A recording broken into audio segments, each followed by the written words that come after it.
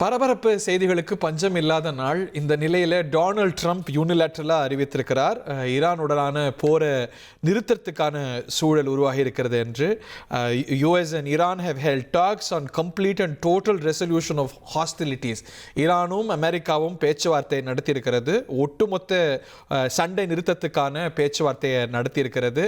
அதே போல் இந்த பேச்சுவார்த்தையின் காரணமாக இந்த ஈரானுடைய எரிசக்தி நிலையங்கள் மீது அமெரிக்கா ஒரு 48 மணி நேரம் கெடு விதித்து அது ஈரான் உடன்படிக்கை வரலன்னா நான் தாக்குவோம் அப்படின்னு அறிவித்திருந்தார். அதையும் தள்ளி வைப்பதாக டொனால்ட் ட்ரம்ப் அறிவித்திருக்கிறார். ஒரு 48 மணி நேர கெடு கொடுத்திருந்தார். ஈரான் தன்னுடைய நடவடிக்கையை மாற்றலை அப்படின்னா, ஸ்ட்ரெய்ட் ஆஃப் ஹார்மூஸை திறந்து விடலை அப்படின்னா, அங்கே தன்னுடைய கட்டுப்பாடுகளை தொடருமானால் நாங்கள் அமெரிக்கா ஒரு கடும் தாக்குதலை ஈரானுடைய எரிசக்தி நிலையங்கள் மீது செய்யும் என்று சொல்லியிருந்தார். அந்த ஒரு அல்டிமேட்டமும் கூட முடிவடையக்கூடிய ஒரு சூழல்ல இந்த தாக்குதல் இன்னும் தீவிரமாகுமோ அப்படிங்கிற அச்சம் உலக அளவில் எழுந்தது. ஒரு நற்செய்தியாக complete and total resolution of hostilities, இதுதான் மையமான டு பி அண்டர்லைன். ஒரு ஒட்டுமொத்தமான சண்டை நிறுத்தத்தை நாங்கள் செய்கிறோம் அப்படிங்கிற அறிவிப்பை டொனால்ட் ட்ரம்ப் செய்திருக்கிறார் என்பது குறிப்பிடத்தக்கது. ஒரு பேச்சுவார்த்தை நடைபெற்றிருக்கிறது அப்படிங்கிறது குறிப்பிடத்தக்கது. இங்கே எங்களுக்கு யார்கிட்ட பேசுறதுன்னே தெரியல, எல்லாரையும் கொண்டுட்டோன்னு வேற அவர் சொல்லினார். 2ஆம் 3ஆம் நிலையில் ஏற்கனவே இருந்த தலைவர்கள்லாம் தலைமை பொறுப்புக்கு வந்திருக்கிறார்கள் ஈரானியோடைய முக்கியமான அமைப்புகளில். இந்த நிலையில் பேச்சுவார்த்தைகளில் முன்னேற்றம் ஏற்பட்டு அது சண்டை நிறுத்தத்துக்கு வழிவகுத்திருக்கிறது என்று நம்ம பார்க்கின்றோம். அவர் இந்த மாதிரியான அறிவிப்புகள் எல்லாம் தன்னுடைய ட்ரூத் சோஷியல், அவருடைய பிரத்யேகமான சோஷியல் மீடியா பிளாட்ஃபார்மில் தான் அறிவிப்பார். அவருடைய அறிக்கையை நான் படிக்கின்றேன். I am pleased to report that the United States of America and the country of Iran have had over the last 2 days very good and productive conversations regarding a complete and total resolution of our hostilities in the Middle East. Based on the tenor and tone of these in-depth, detailed and constructive conversations which will continue throughout என்று நிறைய spelling மிஸ்டேக்ஸோடலாம் எழுதியிருக்கிறார். The Department of War to postpone any and all military strikes against Iran's power plants and energy infrastructure for a 5-day period subject to success of the ongoing meetings and discussions. Thank you for your attention to this matter என்கிறார். அதோட சுருக்கம் என்னவென்றால், இதோடைய gist என்னவென்றால், இப்போது தற்காலிகமாக 5 நாட்களுக்கு இந்த சண்டை நிறுத்தம், தாக்குதல் நிறுத்தப்படுகிறது.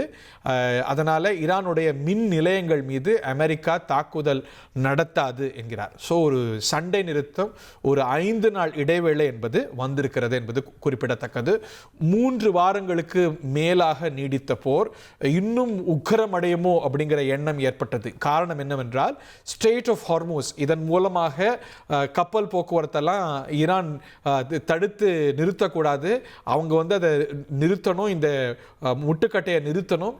இல்லை என்றால் 48 மணி நேரம் டைம் கொடுக்குறேன், இல்லை என்றால் ஈரானுடைய மின் நிலையங்கள் மீது கடும் தாக்குதல் நடத்தப்படும் என்று சொன்னார். ஆக இது எஸ்கலேஷன் ஆக போகுது, இன்னும் தீவிரமாக போகுது அப்படிங்கிற அச்சம் நிலவிய நிலையில் அமெரிக்காவுக்கும் ஈரானுக்கும் இடையே பேச்சுவார்த்தைகள் நடைபெற்றிருப்பது ட்ரம்ப்புடைய ட்வீட் மூலமாக தெரிகிறது. அந்த பேச்சுவார்த்தையில் ஒரு உடன்பாடு எட்டப்பட்டிருக்கிறது. ஒரு 5 நாட்கள் சண்டை நிறுத்தம் ஏற்பட்டிருக்கிறது. இதனால் இந்த மேற்கூறிய காலத்தில் இந்த 5 நாட்களுக்கு ஈரான் மீது, ஈரானுடைய மின் நிலையங்கள் மீது அமெரிக்கா தாக்குதல் நடத்தாது என்ற அறிவிப்பும் வந்திருக்கிறது. ஏனென்றால் இந்த மின் நிலையங்கள் மீது அமெரிக்கா தாக்குதல் நடத்துமானால் ஈரான் பல மடங்கு தாக்குதலை அமெரிக்காவுடைய தோழமை சக்திகள் மீது, அவங்களுடைய எனர்ஜி இன்ஃப்ராஸ்ட்ரக்சர் மீது நடத்தும் என்று ஈரான் அறிவித்திருந்தது. ஆக ஒரு எஸ்கலேஷன் லேடரில் இன்னும் கூடுதலாக இந்த ஒரு போர் தீவிரமாகும் அப்படிங்கிற அச்சம் இருந்தது. ஸோ ஒரு பேக்ரவுண்ட் டாக்ஸ் நடந்திருக்கிறது. ஈரானுக்கும் அமெரிக்காவுக்கும் இடையே நேரடியான பேச்சுவார்த்தை மறைமுகமாக நடைபெற்றிருக்கிறது. அதில் ஒரு உடன்படிக்கை ஏற்பட்டிருக்கிறது. தற்காலிகமாக போர் நிறுத்தம் வந்திருக்கிறது. ஒரு 5 நாட்களுக்கு நாங்கள் ஏற்கனவே எச்சரித்தது போல நாங்கள் மின் நிலையங்கள் மீது தாக்குதல் நடத்த மாட்டோம் அப்படின்னு அறிவித்திருக்கிறார். ஸோ இதில் இன்னமும் கூட ஃபைனல் டீட்டெயில்ஸ் நம்ம பார்க்கணும். பட் ஆனால் நமக்கு இப்போ இதன் மூலமாக புலப்படக்கூடிய செய்தி என்னவென்றால், இந்த 48 மணி நேரம் கெடு முடிஞ்சிருச்சு. ட்ரம்ப் எச்சரித்தது போல ஈரானுடைய மின் நிலையங்கள் மீது பயங்கர தாக்குதல் நடத்த போவதில்லை. இந்த 48 மணி நேரத்துக்குள்ள மட்டும் இல்லை, இன்னும் 5 நாட்களுக்கு நாங்கள் நடத்த மாட்டோம் அப்படின்னு சொல்லியிருக்கிறாரு.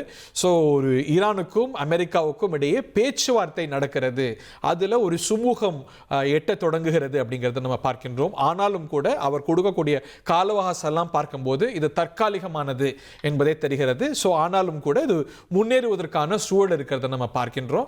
5 நாட்களுக்கு ஈரான் மீது அமெரிக்கா குறிப்பாக மின் நிலையங்கள் மீது தாக்குதல் நடத்தாது என்று தெரிகிறது. ஸோ டெவில் இஸ் இந்த டீடைல்ஸ் என்று சொல்லுவாங்க. இன்னும் ஒவ்வொரு வார்த்தையும் நம்ம உன்னிப்பாக கவனிக்கணும். நம்முடைய ரமேஷ்குமார் இணைந்திருக்கிறார். இது யூனிலேட்டரலா டொனால்ட் ட்ரம்ப் அறிவித்திருக்கிறார். இதனது உட்பொருள் என்ன? 5 நாட்களுக்கு சண்டை நிற்குதா, இல்லை 5 நாட்களுக்கு மின் நிலையங்கள் மீது அவங்க தாக்குதல் நடத்த மாட்டாங்களா? நம்ம எப்படி புரிந்துக்க ரமேஷ்? இல்ல, ட்ரம்ப் அவர்கள் அறிவித்த விஷயத்திலேயே ஒரு இந்த கேள்வியும் இந்த குழப்பமும் நீடிக்கிறது. அதாவது இந்த போரை முடிவுக்கு கொண்டு வர நாங்கள் நினைக்கிறோம். இது தொடர்பாக நாங்கள் சில நாட்களாகவே ஆக்கப்பூர்வமான பேச்சுவார்த்தையை நடத்தி வருகிறோம். அந்த பேச்சுவார்த்தை இன்னும் தொடர இருக்கிறது. அந்த பேச்சுவார்த்தை இன்னும் தொடருகின்ற வகையில் 5 நாட்களுக்கு ஈரானில் இருக்கக்கூடிய எரிசக்தி உட்கட்டமைப்புகள் மற்றும் மின் நிலையங்களின் மீது நாங்கள் தாக்குதல் நடத்த மாட்டோம் என்று கூறியிருக்கிறார். ஆனால் இதனை நாம் முழுமையான சண்டை நிறுத்தம் என்று எடுத்துக்கொள்வதா, அல்லது அங்க இருக்கக்கூடிய மின் நிலையங்கள் மற்றும் எரிசக்தி உட்கட்டமைப்புகள் மீது மட்டும் தாக்குதல் நடத்தாமல் மற்ற இலக்குகளின் மீது தாக்குதல் நடத்துவார்களா என்பதில் ஒரு தெளிவான விஷயம் இல்லை. அவர் கூறியதில் இன்னமும் கூட நீங்கள் கேட்டது போல இந்த கேள்வியும் குழப்பமும் நீடித்து. சாரி டு இன்டர்வீன், நீங்களும் சேர்ந்து டீகோட் பண்ணுங்க. அவர் சொல்லும்போது I have instructed the department of war to postpone any and all military strikes against Iranian power plants and energy infrastructure அப்படிங்கிறார். ஆனா இவ்வளவு காலம் அவங்க எனர்ஜி இன்ஃப்ராஸ்ட்ரக்சரை மையமா தாக்கல. அவங்களுடைய மிலிட்டரி கமாண்ட் சென்டர்ஸ், அவங்களுடைய பாலிஸ்டிக் மிசைல்ஸ் ப்ரொடக்ஷன் சென்டர்ஸ் எல்லாம் தாக்கிட்டு இருந்தாங்க. எனில் இந்த எரிசக்தி நிலையங்கள் மீது தாக்குதல் இருக்காது, ஆனா மற்ற தாக்குதல்கள் தொடரும் புரிஞ்சுக்கிறதா? இல்லை, அவர் சொல்லிதிலிருந்து அப்படிதான் நம்ம புரிந்து கொள்ள வேண்டியதா இருக்குது. ஏனென்றால் எரிசக்தி நிலையங்கள் மீது குறிவைத்து அமெரிக்கா தாக்குதல் நடத்தினால் அந்த இழப்பு ஈரானுக்கு மட்டுமல்ல, அமெரிக்காவுக்கும் அது ஏற்படும், பல்வேறு உலக நாடுகளுக்கும் ஏற்படும். ஏனென்றால் ஈரானுடைய அந்த கச்சா எண்ணெயை மற்றும் எரிசக்தியை சார்ந்து பல உலக நாடுகள் வந்து இருக்கின்றன. ஈரான் மீது அமெரிக்கா நடத்தி வரக்கூடிய இந்த தாக்குதலுக்கு மிக முக்கியமான காரணமே இந்த கச்சா எண்ணெயும் எரிசக்தியும் தான் என்று இந்த தாக்குதல் தொடங்கியதிலிருந்தே ஒரு கூட்டு வந்து நிலவுகிறது. அப்படி இருக்கும்போது தொடர்ச்சியாக ஈரானில் இருக்கக்கூடிய எரிசக்தி நிலையங்களை குறிவைத்து அமெரிக்கா தாக்குதல் நடத்தினால் அந்த இழப்பும் பாதிப்பும் ஈரானுக்கு மட்டுமல்ல, அது வளைகுடா நாடுகளையும் எதிரொலிக்கும், உலகம் முழுவதும் இருக்கக்கூடிய எரிசக்தியில் மிகப்பெரிய ஒரு பாதிப்பை ஏற்படுத்தும் என்று அமெரிக்கா கருதுவதாக தொடர்ந்து செய்திகள் வந்து கொண்டிருக்கிறது. எனவே அந்த அடிப்படையில் தான் குறிப்பிட்டு பொதுவான எல்லா தாக்குதல் என்று இல்லாமல் குறிப்பிட்டு எரிசக்தி மற்றும் இந்த இந்த மின்சார நிலையங்கள் மீதான தாக்குதலை மட்டும் நிறுத்தி வைக்க அவர் உத்தரவிட்டிருக்கிறாரா என்பது தெரியவில்லை. இருப்பினும் அவர் இன்று இரவு மீண்டும் ஒரு செய்தியாளர் சந்திப்பை நிகழ்த்துவார் என்று எதிர்பார்க்கப்படுகிறது. ஒருவேளை அதில் அவர் பேசுகின்ற போது இதற்கு ஒரு முழுமையான ஒரு தெளிவு கிடைக்கும் என்று எதிர்பார்க்கப்படுகிறது. தெளிவு கிடைக்குமா இல்ல குழப்பம் வருமாங்கிறத பார்க்கணும். ட்ரம்ப்பை பொறுத்த வரைக்கும் இந்த போர் தொடங்கினதுலேருந்து ஒரு மிக்சட் சிக்னல்ஸ் சொல்வார். ஒரு வார்த்தை, ஒரு சென்டென்ஸ் ஒரு பொருளை கொடுக்கும், அடுத்த சென்டென்ஸ் இன்னொரு பொருளை கொடுக்கும். அந்த மாதிரி ஒரு மிக்சட் சிக்னல்ஸ் கொடுக்கறதுல அவர் வல்லவர் அப்படிங்கிறத நம்ம பார்க்கணும். ஆனா ரமேஷ், இதுல இன்னொன்னு நம்ம பார்க்கிறோம், ஈரானும் அமெரிக்காவும் நேரடியாக பேச தொடங்கி இருக்கிறாங்க அப்படிங்கிறத ஒரு முன்னேற்றமா பார்க்கணுமா? இது வரைக்கும் அந்த ஒரு பேச்சுவார்த்தை என்பது நடைபெறல. எனக்கு யாரோட பேசுறதுனே தெரியல, எல்லாரையும் கொண்டுட்டோன்னு வேற சொல்லிட்டு இருந்தார். ஸோ அந்த ஒரு பேச்சுவார்த்தை கட்டம், 2 பேரும் போத் சைட்ஸ் ஆர் டாக்கிங் அப்படிங்கிறத நம்ம ஒரு டெவலப்மெண்ட்டா பார்க்கணும் இல்லையா?